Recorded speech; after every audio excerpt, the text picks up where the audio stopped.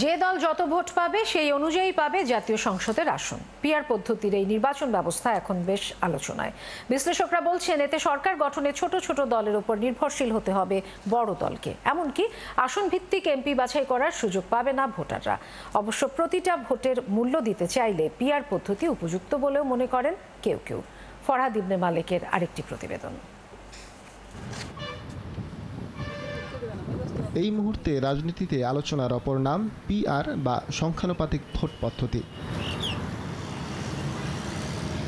এই পদ্ধতির নির্বাচনে থাকে না কোনো প্রতীক, ভোটাররা ভোট দেন দলকে। যে দল মোট প্রদত্ত ভোটের অনুপাতে যত ভোট পাবে আসনও পাবে ঠিক সেই অনুপাতে। বিশ্বে এই পদ্ধতির গোপন, মুক্ত ও মিশ্র তিনটি ধরন প্রচলিত রয়েছে। গোপন পদ্ধতিতে ভোটারদের সামনে থাকবে না কোনো প্রার্থীর নাম। দল নিজেই একটি গোপন তালিকা তৈরি করে নির্বাচনের পর প্রাপ্ত আসনে মনোনয়ন দেবে সম্ভাব্য সংসদ সদস্যদের। মুক্ত পদ্ধতিতে আসনে সম্ভাব্য মনোনীত ব্যক্তিদের তালিকা প্রকাশ করা হয় যেন ভোটাররা ভোট দিতে পারেন প্রার্থীর নাম মাথায় রেখে। মিশ্র পদ্ধতিতে কিছু আসনে সরাসরি আর বাকি আসনে ভোট হয় পিআর পদ্ধতিতে। ধরে নেওয়া যাক জাতীয় নির্বাচনে একটি দল ভোট পেয়েছে মোট ভোটের 10%। আসন সংখ্যা 300 ধরে হিসেব করলে সে দলের ঝুলিতে আসন যাবে 30টি। বর্তমানে বিশ্বের 91টি দেশে সম্পূর্ণ ও আংশিকভাবে প্রচলিত রয়েছে এই নির্বাচন পদ্ধতি। একসময় বামপন্থী দলগুলো এই পদ্ধতিতে ভোট চাইলেও মূলত এবার ডানপন্থীরা এর পক্ষে। আর এই পদ্ধতি বাস্তবসম্মত নয় বলে মনে করে বিএনপি সহ আরও কয়েকটি দল। সুষ্ঠু নির্বাচনের জন্য এটা একটা সুন্দর পদ্ধতি। আমাদের ভোটের এই সিস্টেমে কখনো উপযুক্ত নয়।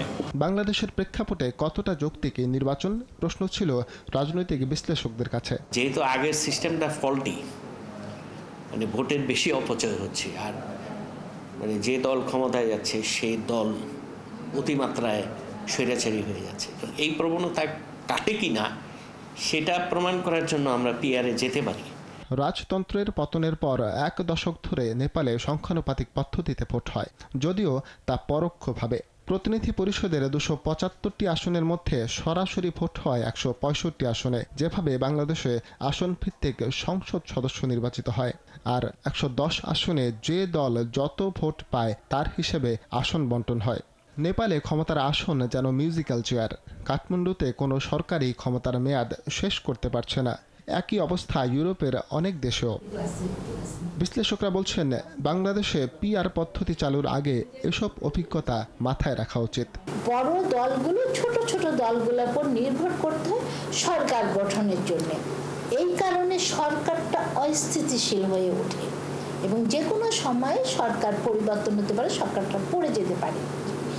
এর ফলে হয়টা কি আমাদের দেশের যে আর্থিক অবস্থা, মানুষের জনগণের এই টাকা দিয়ে বারবার নির্বাচন করার মতন আর্থিক সংগতি যদি আমাদের দেশে কিন্তু এখনো গড়ে ওঠেনি।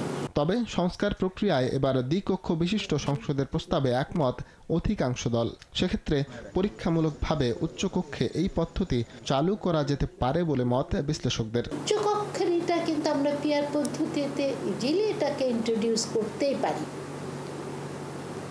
এখানে তাতে সুবিধা হবে কি যে একটা সিস্টেমও চালু হলো এবং আমরা দেখারও সুযোগ পেলাম যে আসলে এই সিস্টেমটা কিভাবে কার্যকর করছে। এই নির্বাচনে করা না, এবং তারপরেও এটা আপনার স্টেপ বাই স্টেপ আগাইতে হবে। আপনি ইচ্ছা করলে বাই ইলেকশন দিয়ে এটা শুরু করতে পারেন। হ্যাঁ, একটা এক্সপেরিমেন্ট করে করে করে করে আগাইতে হবে। সাধারণত কোনো দেশে অনেক সম্প্রদায় ও জাতিগোষ্ঠীর অবস্থান কিংবা জটিল জনতান্ত্রিক পরিস্থিতিতে পিআর পদ্ধতিতে নির্বাচন ব্যবস্থা বেছে নেওয়া হয়।